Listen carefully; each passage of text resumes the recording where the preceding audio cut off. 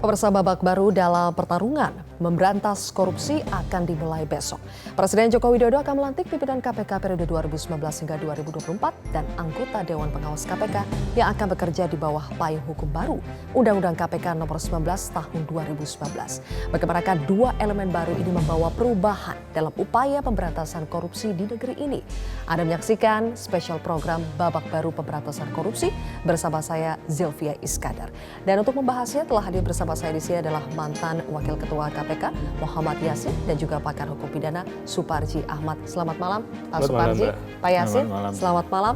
Dan sebelum kami memulai perbincangan ini, kita simak terlebih dahulu informasi 17 September 2019 DPR mengesahkan revisi Undang-Undang KPK dalam rapat paripurna. 1 bulan selanjutnya Undang-Undang KPK baru yang tercatat dengan nomor 19 tahun 2019 resmi berlaku yang menghadirkan 4 hal baru dalam upaya pemberantasan korupsi di Indonesia. Revisi Undang-Undang Nomor 30 Tahun 2002 tentang KPK resmi disahkan dalam rapat paripurna DPR periode 2014-2019 setelah melalui pembicaraan tingkat balik dan pembicaraan tingkat 2. 7 dari 10 fraksi di DPR menyetujui revisi Undang-Undang KPK secara penuh. Revisi Undang-Undang KPK menjamin independensi lembaga anti rasuah tersebut. Apakah pembicaraan tingkat 2 pengambilan keputusan tentang rancangan undang-undang tentang perubahan kedua atas Undang-Undang Nomor 30 Tahun 2002 tentang Komisi Pemberantasan Tindak Pidana Korupsi dapat disetujui dan disahkan menjadi undang-undang? Setuju. Baik. Sebelumnya dalam pendapat akhir Presiden Republik Indonesia Joko Widodo yang dibacakan Menteri Hukum dan HAM Yasona Laoly, disampaikan revisi Undang-Undang KPK untuk memperkuat lembaga anti rasuah. Perlu dilakukan pembaruan hukum agar pencegahan dan pemberantasan tindak pidana korupsi berjalan secara efektif dan terpadu sehingga dapat mencegah dan mengurangi kerugian negara yang terus bertambah akibat tindak pidana korupsi. Penguatan Komisi Pemberantasan korupsi dalam kegiatan pencegahan bukan berarti kegiatan pemberantasan tindak pidana korupsi diabaikan. Justru adanya penguatan tersebut dimaksudkan agar kegiatan Komisi Pemberantasan Korupsi dalam menjalankan tugas dan wewenangnya semakin baik dan komprehensif. Undang-Undang KPK mulai berlaku pada Oktober dan tercatat dalam lembaga negara sebagai Undang-Undang Nomor 19 Tahun 2019. Undang-Undang KPK memuat 4 hal baru, yakni pimpinan KPK bukan lagi penanggung jawab tertinggi dan pimpinan KPK juga bukan lagi penyidik serta penuntut umum. Selain itu, Undang-Undang KPK juga mensyaratkan bahwa penyadapan harus dilakukan atas izin tertulis dari Dewan Pengawas dan wajib mempertanggungjawabkannya. Sehingga jika akan melakukan operasi tangkap tangan dengan diawali penyadapan, maka KPK wajib izin kepada Dewan Pengawas. Pembentukan Dewan Pengawas untuk KPK juga salah satu hal yang diatur dalam Undang-Undang KPK. Dewan Pengawas memiliki 6 tugas utama, diantaranya pengawasan, pemberian izin penyadapan, hingga evaluasi pimpinan KPK. Perubahan lain yang ada dalam Undang-Undang KPK adalah aturan bahwa pegawai KPK adalah aparatur sipil negara sesuai peraturan perundang-undangan mengenai aparatur sipil negara. Tim Liputan Metro TV. Menko Polhukam Mahfud MD menyatakan akan ada kejutan dalam pengumuman anggota Dewan Pengawas Komisi Pemberantasan Korupsi besok. Menurut Mahfud, ketika anggota yang dipilih sudah berintegritas, maka pelaksanaan Undang-Undang KPK pun akan berjalan dengan baik. Berikut pernyataan selengkapnya dari Menko Polhukam Mahfud MD. Bagus, pastilah besok yang diumumkan akan menjadi orang-orang yang oleh masyarakat dianggap tidak punya cacat yang serius gitu. Kalau cacat kecil sih namanya manusia. Pastilah, ditunggu aja besok. Ini masuk kategori yang kejutan ini? Iyalah, artinya kita akan bilang wow, bagus-bagus nih gitu. Itu maksudnya. Terima kasih rekan-rekan, terima kasih. Berarti kan yang bermasalahkan Undang-Undang KPK-nya, meskipun dewannya berintegritas. Dan dewannya didukung bisa kita lihat lah. Jangan ke situ dulu. Jangan ke situ dulu. Nanti lihat aja, kalau orangnya sudah berintegritas kan undang-undang akan menjadi lebih baik. Baik, pemirsa, kami akan langsung membahasnya bersama dengan dua narasumber di sini. Saya mulai dari Pak Yasin. Pak Yasin, saya mulai dari keberadaan Dewan Pengawas yang sejak awal ini menimbulkan kontroversi. Sampai sekarang pun pertanyaan apakah KPK itu sebetulnya butuh Dewan Pengawas atau tidak masih terus mencuat. Nah, bagaimana mengakhiri perdebatan soal apakah KPK butuh Dewan Pengawas atau tidak? Ya, sebenarnya kalau kita melihat kinerja KPK tanpa Dewan Pengawas kan sudah bisa dilihat oleh publik gitu. Jadi proven bahwa KPK itu telah melaksanakan tugas dan fungsinya. Quote and quote on the right track lah begitu. Kalau masalah capaian kinerja mungkin debatable, tapi kalau menurut saya sudah bagus, on the right track dibanding dengan katakanlah sebelum adanya KPK. Maka kita lihat banyak high ranking official itu yang jumlahnya ratusan itu ditangani KPK. Ya menteri, ya gubernur, ya bupati, wali kota, gubernur BI, duta besar, aparat penegak hukum, bahkan hakim, jaksa. Ya, berbagai kalangan. Berbagai kalangan. Itu menunjukkan bahwa pemberantasan korupsi itu tidak tajam ke bawah kemudian tumpul ke samping maupun ke atas, tidak itu. Itu sudah proven, artinya orang bisa melihat dan menilai kinerja KPK. Nah, yang disebut babak baru ini kalau menurut saya ya justru babak pelemahan KPK itu. Karena Dewan Pengawas itu tidak hanya sekedar seperti pada judul namanya adalah pengawasan, tapi juga executing. Jadi yang mestinya itu hanya, kalau pengawas ya hanya supervision. Jadi artinya itu supervising bukan executing. Kalau ini memberikan izin. untuk penyadapan. Ya, untuk penyadapan. Memberikan izin dan tidak memberikan izin itu sangat kuasa sekali di situ. Oleh karenanya di pasal 21 yang lama, di undang-undang yang baru bahwa penanggung jawab tertinggi pimpinan KPK itu juga tidak ada. Ini juga akan melemahkan. Jadi tidak ada unity of command. Jadi kalau suatu organisasi dibentuk tidak ada suatu kesatuan siapa yang memimpin, maka di bawahnya akan bingung konsultasinya ke siapa. Saya ditugaskan siapa, Dewan Pengawas atau pimpinan KPK. Pimpinan KPK dan Dewan Pengawas bukan penyidik dan penuntut umum, bekerja di lembaga pro justisia. Bagaimana bisa berjalan dengan baik? Apakah tidak lahan empuk untuk pra peradilan pada akhirnya? Tapi di sisi lain argumen dari para pembuat undang-undang mengatakan bahwa semua yang disampaikan dalam undang-undang KPK yang baru itu poin-poinnya justru bersifat untuk menguatkan KPK, untuk membuat kinerja KPK lebih profesional lagi, lebih clear lagi, lebih bertanggung jawab lagi apa yang dilakukan KPK. Kalau menurut Anda selama perdebatan itu masih ada, apakah nanti KPK ketika sudah dipimpin oleh komisioner yang baru itu bisa menjalankan fungsinya dengan optimal? Ya, kalau izin harus tertulis. Jawabnya untuk tidak mengizinkan atau mengizinkan juga tertulis. Apa tidak makan waktu? Itu prosedural. Sekarang pasal 46 yang lama, bahwa prosedur khusus tidak berlaku di undang-undang ini, artinya di undang-undang KPK. Maka prosedur khusus untuk menangani pejabat negara, dimulai dari bupati, wali kota, DPR, anggota DPR, dan DPRD itu harus izin presiden. Apa tidak menumpuk? Kan di samping KPK juga ada APH lain, kejaksaan dan kepolisian. Itu prosedurnya tetap minta izin. Ditambah lagi KPK minta izin. Misalnya kesibukan Pak Presiden untuk keluar negeri atau tugas-tugas yang lain. Kapan akan mengizinkan itu? Itu juga menghambat. Kelemahan yang lain adalah keluarnya SP3. Dulu sejarah adanya KPK tidak punya kewenangan untuk mengeluarkan SP3 itu. Karena SP3 itu untuk dipakai sebagai transaksional. Kamu mau lanjut apa mau berhenti? Itu adalah oknum ya, oknum di penegak hukum. Ya, kalau oknumnya banyak kan juga akan merusak organisasi. Selain kontroversi soal butuh atau tidaknya Dewan Pengawas tersebut, kita sekarang memasuki bagaimana keputusan sudah diambil dan besok akan segera dilantik. Yang dipermasalahkan juga adalah proses pemilihan Dewan Pengawas Pak Suparji yang banyak dikritik karena dinilai tidak transparan. Meskipun kalau kita lihat dalam pasal 69 A ayat 1 Undang-Undang KPK, memang sebetulnya ketua dan anggota Dewan Pengawas untuk pertama kalinya ditunjuk dan diangkat oleh Presiden. Jadi memang Presiden memiliki kewenangan terlepas dari apapun metode yang dipakai oleh Presiden.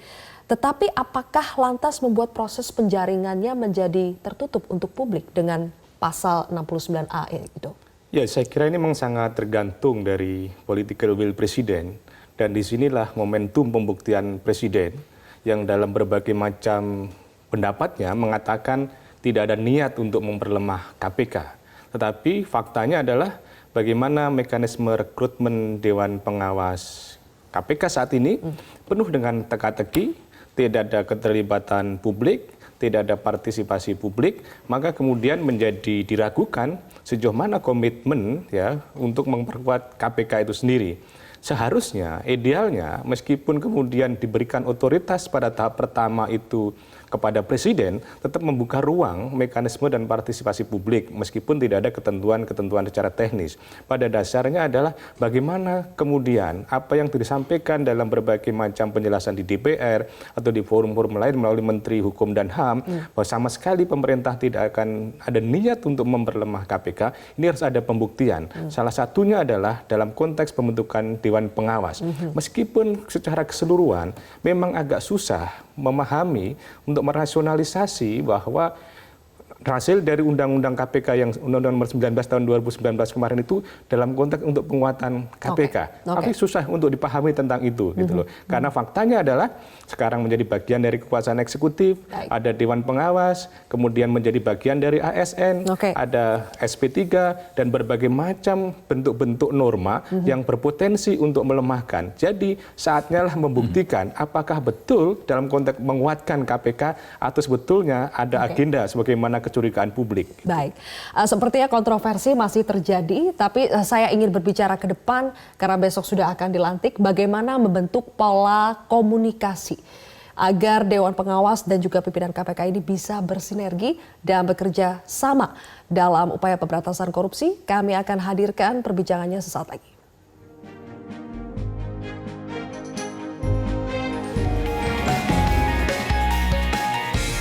Kami lanjutkan kembali spesial program.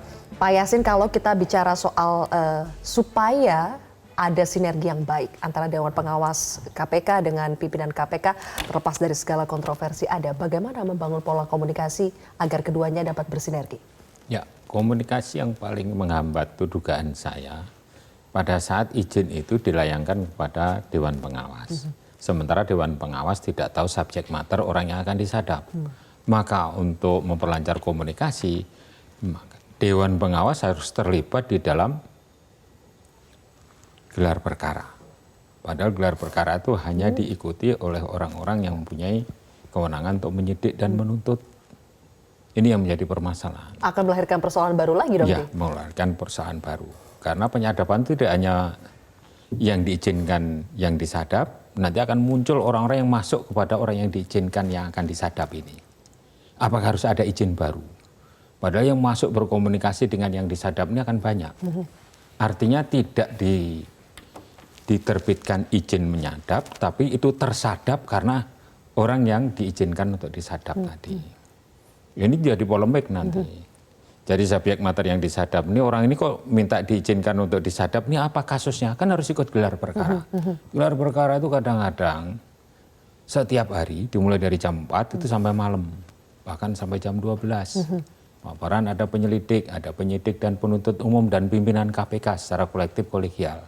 Tidak boleh hanya pimpinan KPK 1-2 orang. Secara hukum kalau kita lihat undang-undang yang baru ini, Pak Suparji, bagaimana kalau menyelesaikan persoalan ketika izin penyadapan, kemudian kalau ada kemungkinan Dewan Pengawasnya tidak tahu ini perkaranya seperti apa, apakah dibolehkan untuk terlibat dalam gelar perkara atau seperti apa? Ya, seharusnya ada keterbatasan untuk siapa jadi peserta dari gelar perkara itu. Tentunya adalah penyidik-penyidik yang menangani perkara itu. Kalau pada akhirnya dia ikut terlibat, maka potensi intervensi menjadi sangat besar sekali. Dan itu justru akan melemahkan proses pemberantasan korupsi.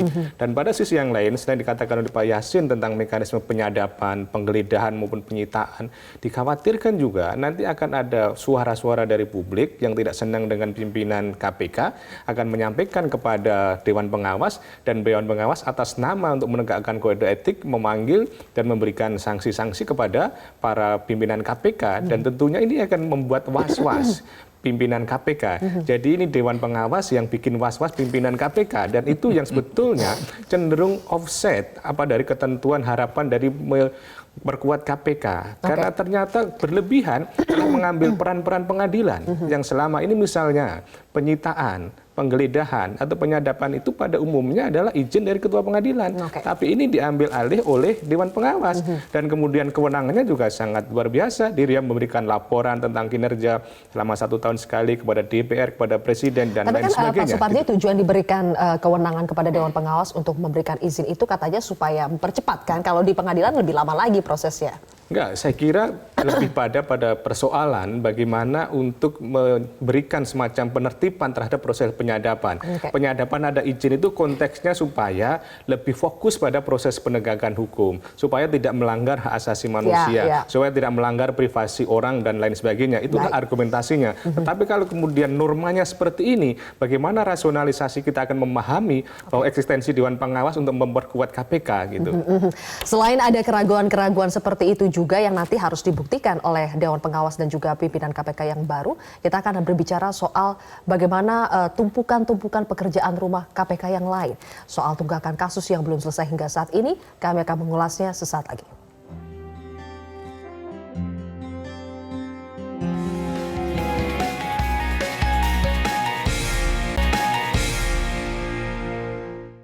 Pemirsa, kami mencatat evaluasi kinerja KPK periode dari tahun 2016 sampai 2019 itu ada 498 penyidikan, kemudian 593 penyidikan dan 433 penuntutan, tetapi hanya 286 perkara yang sudah inkrah.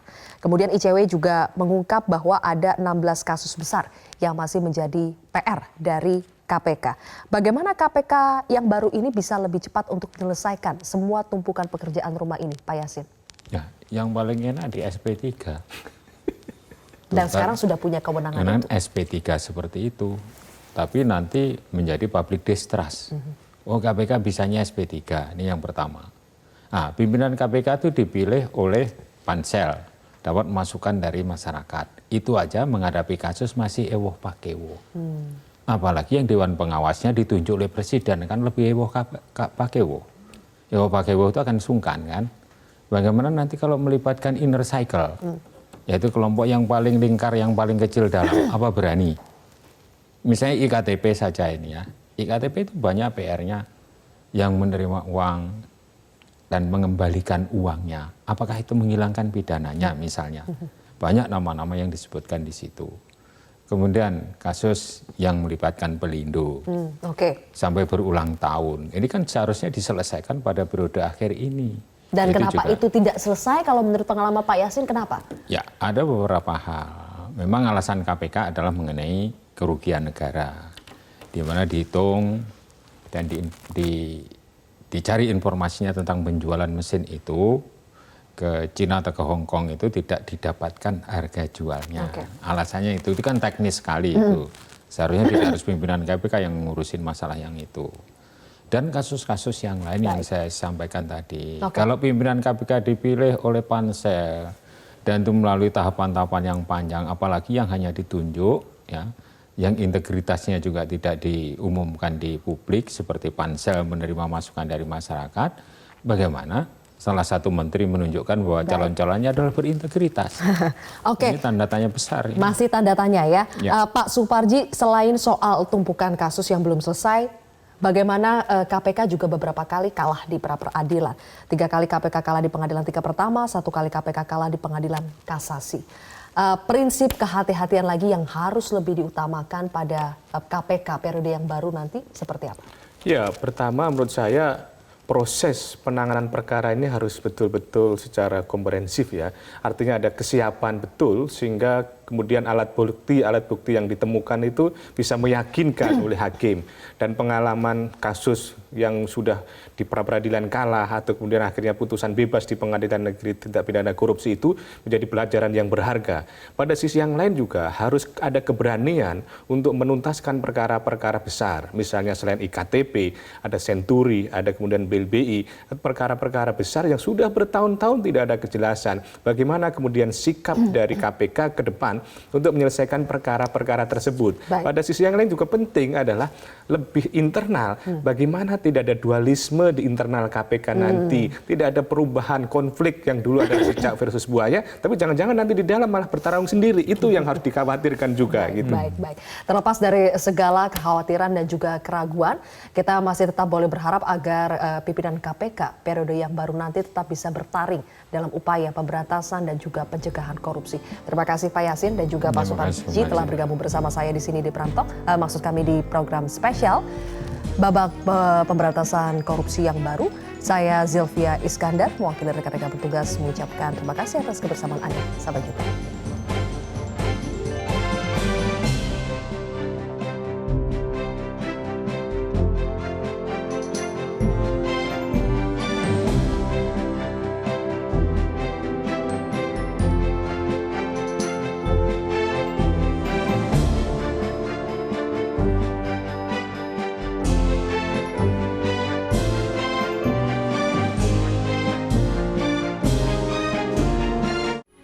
Metro TV, knowledge to elevate.